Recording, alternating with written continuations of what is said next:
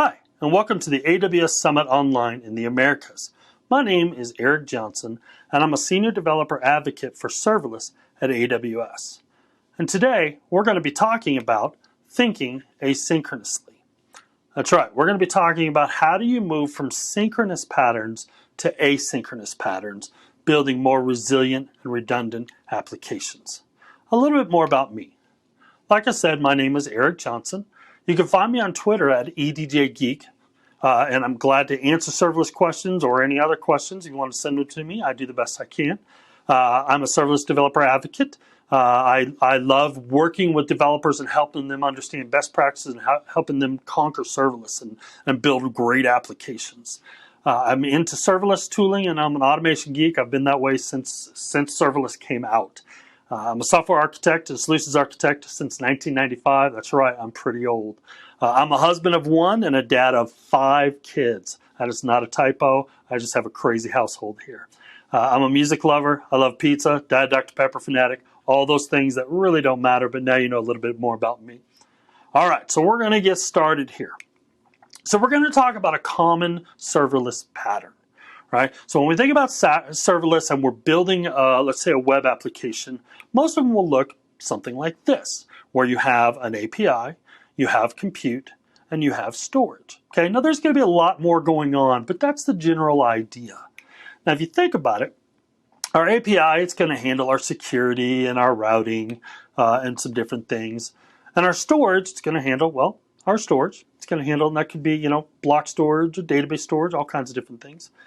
And our compute handles just about everything else. This is where our business logic lies. This is where we differentiate ourselves. This is where our application lives, right? But when we think about this, this is how our data flows through, from API to compute to storage. And if something's going to go wrong, this is the most probable place. You may ask yourself why. Well, and this might just be me. I'm a pretty good developer. You put 100 developers in the room, I'm probably going to be in the top 50. Definitely not going to be the first. Might be the 49th. I don't know. But that's the problem here is this is where my code resides. And when we're building application, our code is what we iterate on the most. It's especially when you're talking serverless applications, these infrastructures are pretty set, right? But the code is going to be flexing and changing, and that's where things are going to break. And so what we're doing is the first thing when we're pushing data into our application is we're hitting the most brittle spot of our application. So how do we improve this? Well, that's what we're going to talk about today, and we're going to think asynchronously. Or I've often called this the storage first pattern. And the idea here is we're going to do storage and then we're going to compute. So we're going to be talking about thinking asynchronously. All right, so let's look at our pattern again. So here we go. We have our pattern, API. Now we're going to storage second and compute third. So we're storing first, processing after. And there's several benefits to this. The first is when we're storing first, we have greater reliability. Okay, so we already talked about the brittleness sometimes of applications is my code. Now, I know you're dying to hire me as a developer now, but I'm not the only one. We all deal with this brittleness as developers, right? We wrap our code in tests and do all the things that we do, but this is the most changing part of our application.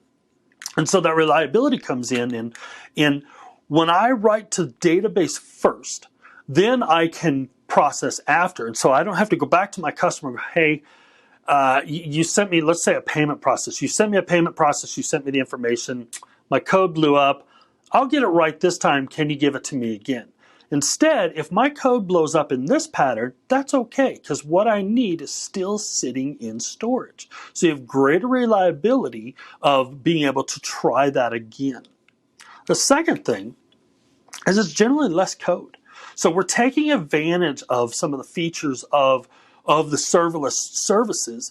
And for instance, and we're going to talk about how it's done later, but when we directly integrate with storage, we're able to remove the code that's doing that writing and reading from storage. And so less code is always better. I mean, that's really what we're driving for is using the services, using the wheels that are already invented. So the final benefit, or the last one we're going to list here, is a faster response time. I mean, let's get real. With clients nowadays and the world we live in, if they have to watch a spinning ball longer or whatever animation you're doing while they're waiting longer than a few seconds, they're going to get frustrated. They're going to think it's broken. They're going to move on, right? And so with this pattern, especially if I have a lot of compute, a lot of processing that I need to do, I'm able to write the data to the storage and then respond to the client and say, hey, we've got it. We're working on it. They're more comfortable with that than, hey, is it working? Especially like in a payment process, something like that. How many of you have clicked submit and then did the payment go? Did it go twice? Something like that. So it's an instant reaction to the customer, and that there's some comfort that's provided to them. All right, so let's talk about processing after. Okay, so we're saying, all right, so now that we're writing to our storage, now we want to process the data. And the cool thing here is now we're not working synchronously and limited on what we can do. Instead, we can do multiple things. You can do more. You could say, you know, I'm going to compute thing 1, compute thing 2, compute thing 5, right? So moving through the stack, I can do a lot of post-processing before I have to get back to the client, and I'm not stressed on thinking, okay, they're still waiting, right? So you could do more with asynchronous processing. So how do we make this work? This all looks good, but you know, how does that work? Well, I'm going to talk you through how you would do this on an AWS serverless application. So, in making this work with AWS serverless, we're looking at, we have our API, we have our storage, we have our compute. And one of the most common patterns that I like to use is, of course, API gateway, because that's our front door, right? I like to use DynamoDB because a lot of the applications that I work with are dealing with consistent or data. It's data that I don't want to lose. It's not ephemeral data. It's persistent data, I think is the word we're going for there. And then I'm going to use the Lambda function as my compute. Okay, so how do we get data from Amazon API Gateway into DynamoDB?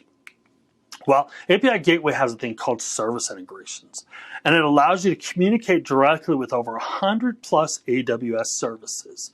And you can modify the request and response payloads with the Apache Velocity templating language. And this literally allows you to take the request, modify it for what it needs to look like going into DynamoDB. When DynamoDB responds, you can modify that for what it looks like going back to the client. And so it's a very fast interface. And then, of course, we're going to use, then we can go to Lambda next. And how we do that is through DynamoDB streams. DynamoDB streams is a first in, first out ordered stream that comes off the back of DynamoDB that will trigger a Lambda. And you can trigger a Lambda when data is added, modified, or deleted, and you can filter some of that. So that allows you to handle those triggers. But the fun thing here is you can also use different storage things, right? So you don't have to use DynamoDB. I could use Amazon Kinesis. I could use Amazon SQS. I could use Amazon S3. There's a lot of other options. But any of those would also still trigger a Lambda function. All right. So we're going to look at what that looks like if I have a synchronous application versus an asynchronous application. So let's jump into the synchronous application. It's a very simple one. Here's the idea. We're going to do a translation app, okay? And so what it does is it takes in some event data, and this is what our data looks like. It's just a simple string, hello, welcome to my translation demo. Very clever. I wrote that. Took me a long time to do it. Then it passes some cultures, and I'm just passing 4 here, but I could pass 20 if I wanted to. And this string could be a lot longer. It could be, hello, welcome to my translation demo. Here's a copy of War and Peace. Go, right? So here's how our application is going to work. So first of all, it's going to hit Amazon API Gateway, and it's going to put that data, it's going to go to a Lambda. Now this is the synchronous pattern, right? So that synchronous pattern, the Lambda is going to take each culture that is sent to Amazon each culture and send it to Amazon Translate as a separate request. So it's going to break that down. In our example data that I just showed, you would have 4 requests. Now the Lambda would deal with that single Lambda function would deal with all 4 requests to Amazon Translate. Once it gets that translation back, then it's going to take those translations, so now it has 4 translations. It's going to send each one of those to Poly for audio rendering. Okay, so Amazon Polly can take the text file and convert it to an audio rendering, and it's able to do it based on the culture. So I can have anyone, I can have German or from India or from anywhere, and I can use those cultures to do that translation. Then Amazon Polly is going to send that information back to Lambda as a buffered stream. So it's going to come back. Once Lambda gets that information back, it's then going to store each of those as individual files in an audio bucket. And so that it stores that information, and then S3 will send information back, say, okay, that's stored, you got a 200, everything's good. So then Amazon will write those links, or write out the information to Amazon DynamoDB. So the Lambda function will then write the data to DynamoDB.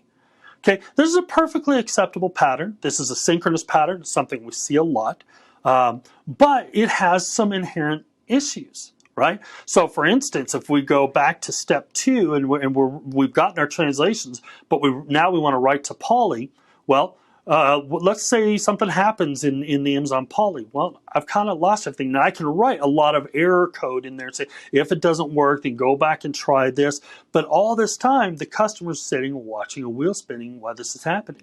And with our short little phrase, that may not be a big deal. But if we're translating long documents, that becomes an issue.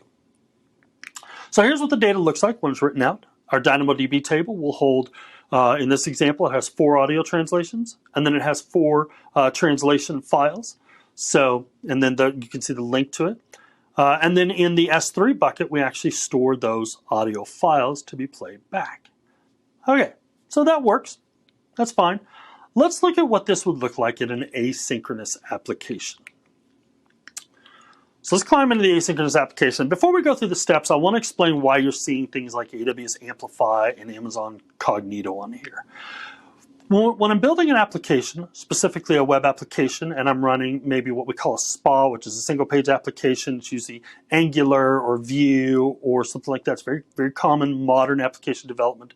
I can host the client of that application in AWS Amplify. And so the user would make the call to AWS Amplify to get the client back.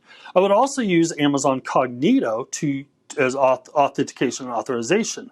And AWS or Amazon API Gateway can tie into Cognito to authenticate with that using custom authorizers or Cognito authorizers or any different number of different options there. And so I want to kind of explain why you're seeing that. All right, so let's go back to our pattern.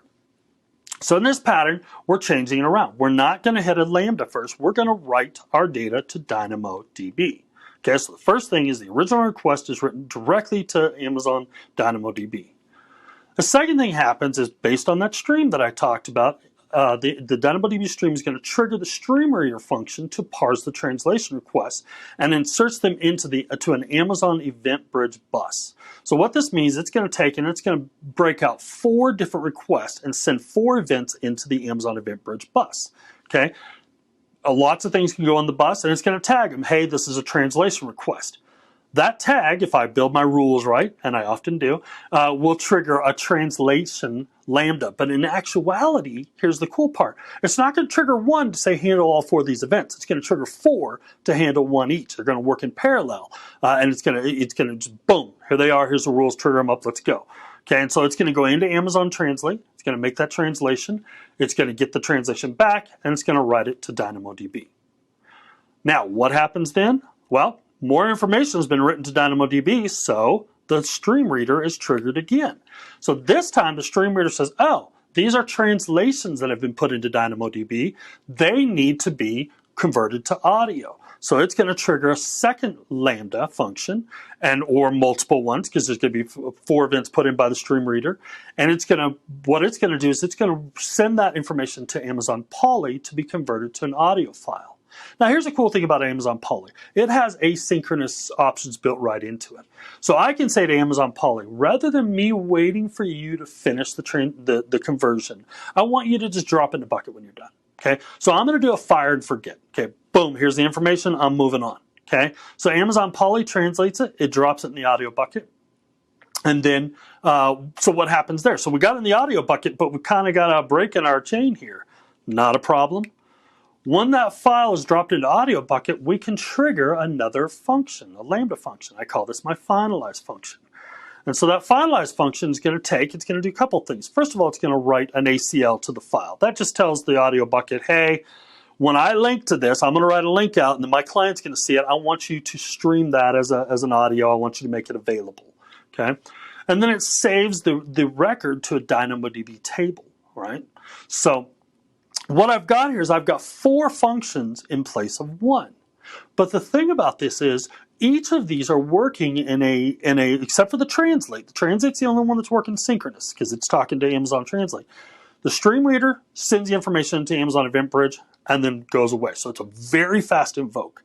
The translate, it's pretty quick to translate files, especially if you break them down. You want to, you can, we don't in this application, but you can get into chunking them up, breaking them down, and running that in parallel. They get it right to DynamoDB, they go away. The audio, it sends the information to Amazon Poly, and then it goes away. And then the finalize writes it and writes to DynamoDB. That's a synchronous one as well. So when we these are all very quick invocations for the most part. Probably the longest one would be the translate in waiting, depends on the size of the files. And so you're asking me, well, Eric, but if I'm only invoking 1 Lambda, wouldn't it cost more to invoke 4? Well, if you think about how Lambda is built by the invocation and how long the Lambda function runs. So I could have 1 Lambda function that's doing everything synchronous, taking all the time to do it, and waiting for the translation to happen, for the audio files to be transferred, for all that, and then writing it back. So that's a pretty good length, up to the 15-minute max, even if depending on how long that is. Or I could have 4 trigger really fast. Okay, again, the translate may take a little longer, and the finalize might take a little longer, but the audio and stream reader are going to happen very fast, right? And so you're actually probably see that that's a much cheaper way of running, and again, it depends on your workload, and you can balance that out. All right, so what we've done here, the second part I want to point out is we've built in some redundancy and reliability. Okay, so for instance, let's say our Amazon DynamoDB trigger stream reader, he does the translate, or he sends events into Amazon Event Bridge, and then the translation is triggered and Amazon Translate does his job. Everything's good there. But when we go to the Lambda for audio poly, my code doesn't work, and the translation or the Amazon Poly doesn't get the right information, and it just crashes out. Well, that's okay, because the files that need to be converted to audio are still sitting in DynamoDB. I haven't lost the data, I just need to do some retry logic, okay? Now, some of that's built in, and we'll talk about that in just a second. So let's actually jump to that now. Let's talk about adding reliability. So let's look at, so here's our architecture. Let's clear some of the stuff away so you can see the functions, right? So we've got a stream reader function, we've got a translate function, we've got an audio function, we've got a finalize function. I'm just counting them all on this one same finger. I could do this one too.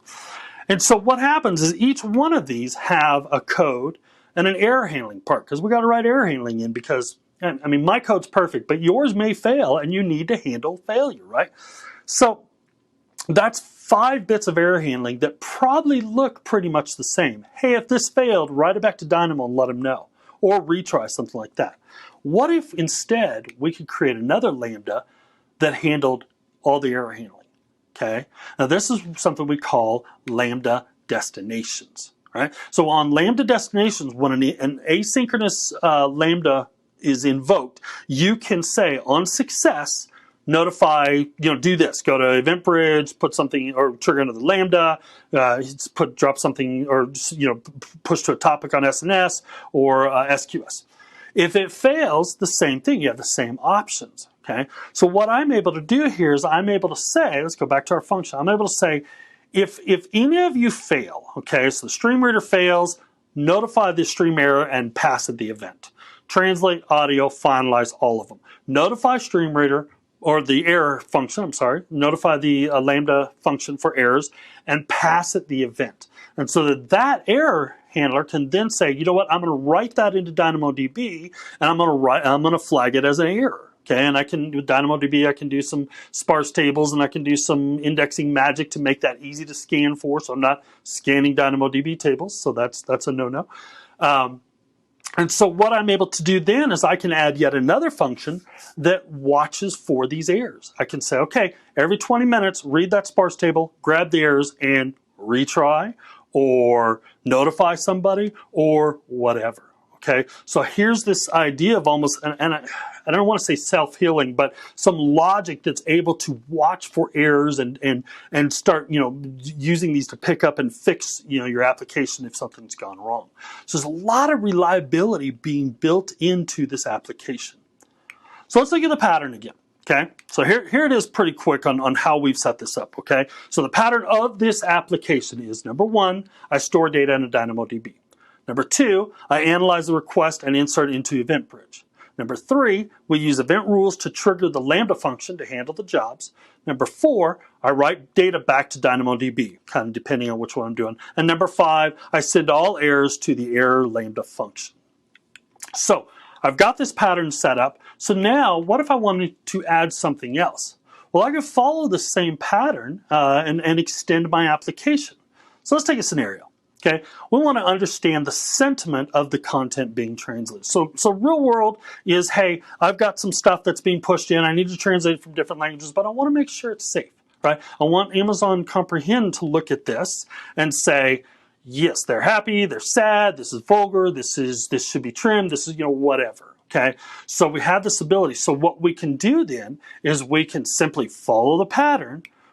We're going to go in, and you can see our architecture update where I've added a sentiment Lambda over here on the right side. I've added in Amazon Comprehend. So when the original request gets hit, the stream reader, I'm going to add another rule. And actually, I'll walk you through the steps here. So basically, I'm going to add a rule that says, hey, a new request has been sent in, check the sentiment. And I could say, check it on each language, or I can check it just on the original language. Depends on how you want to do the rule. Okay. The second thing I'm going to do is I'm going to add in a new Lambda function. I'm not going to try to wrap this code into one of the existing ones. There's no need to, right? A Lambda should do one thing, a Lambda function should do one thing and do that one thing really well. Okay. So that's okay. I'm adding another one. The next thing I'm going to do is I'm going to wire it up to Amazon Comprehend to get the comprehension of the text being put in. And then if there's an error, I'm going to point the errors to the error handler using Lambda destinations. So I hope that makes sense. I hope that when we're thinking asynchronously, let's kind of walk through this, you can look at your application. Now I'm here to tell you that asynchronous is not going to work for every workload that you're looking at. You're not going to go, boom, that's the answer, everything's going to happen. But I would challenge you to look at a lot of your workloads, okay? Now, sometimes it involves a change in the client. Your client would need to be WebSockets, or it would need to poll for answers, and that's a little different. But I encourage you to look at what's the best for the client. And thinking asynchronously, putting storage first when possible, helps you use less code. Now, I challenge you to look at our AWS Serverless page here, aws.amazon.com/serverless, to learn more about what's going on. And I appreciate your time. Go build something really cool, build it asynchronously. Again, my name is Eric Johnson. You can find me at EDJ Geek on Twitter. Glad to answer any questions you might have. And have a great day and enjoy the summit.